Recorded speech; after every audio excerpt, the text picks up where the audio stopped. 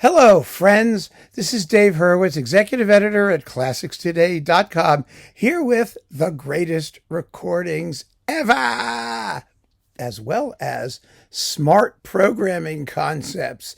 You get two for the price of one in this video, and oh, what a wonderful thing it is. It's Howard Hanson with the Eastman-Rochester Orchestra on Mercury Living Presence doing music for quiet listening. There were actually two volumes of this, volumes 1 and 2, but volume 1 was the one that really was, the breakthrough. Wilima Cozart Fine and I discussed this when this came out. She was particularly pleased with this album, and she was pleased for a lot of reasons. Number one, music for quiet listening. It's fabulous music, mostly quiet, but still extremely varied. So it holds your attention while you play it. There are 12 tracks on this thing, and they're just wonderful, beautiful music. But the most fabulous thing about it is that it's all composers you probably have never heard of.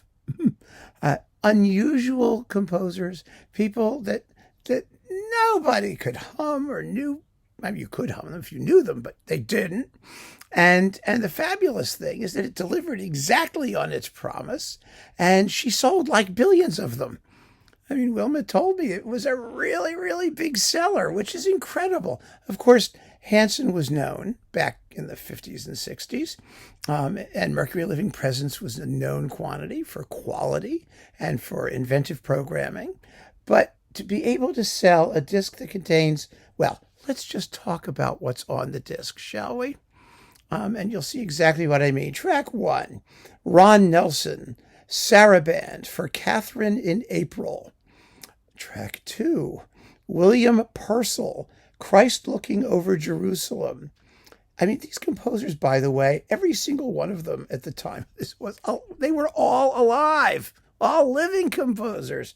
Then we've got Joseph Schiani, Adagio Cantabile, Robert Golden, Pavan, Martin Mailman, Autumn Landscape, James Sutcliffe, a Gymnopédie, Neil McKay, Larghetto, Paul Earls, and On the Seventh Day, Robert Stern, In Memoriam Abraham, Kent Kennan, Night Soliloquy for Flute and Strings, and finally Wayne Barlow, The Winter's Past. That's known a little bit, a little tiny bit like among oboists, as a, sort of little encore or showpiece or whatever, and Night Song, which is also by Barlow.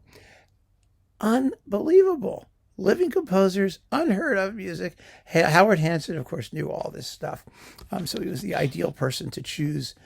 Conservative, yes, but attractive, contemporary music. And they put it together in a program which was relaxing and gorgeously played and fabulously well recorded. There are so few examples these days of this kind of programming audacity and vision and sensibility.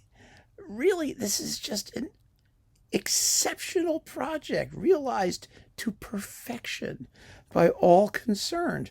And I see these, and I also have volume 2, by the way, which is up there. Now, these, of course, are in the Mercury Living Presence boxes somewhere, one of those 3 boxes. But the individual disc was very, very exciting. And as I said, when Wilma re-released this, she was really, really happy. Because, the funny thing is, when this was re-released, I had no idea the original even existed. I mean, it was recorded in 1958, 60, and 62.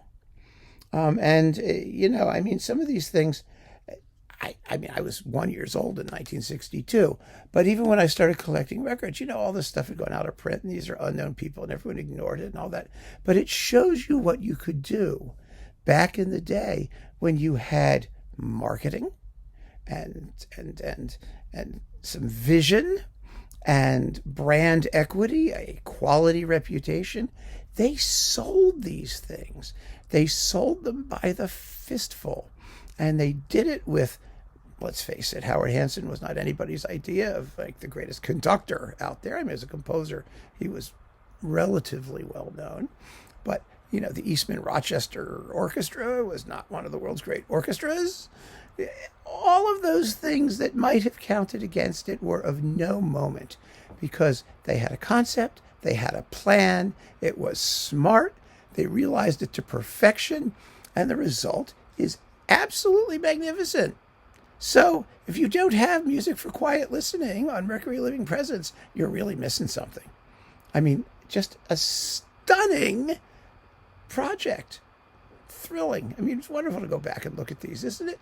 To know what was achieved, what could have been achieved, and what still could be achieved. There's nothing stopping it. They're just not doing it. So keep on listening, friends. Thanks for joining me. Take care.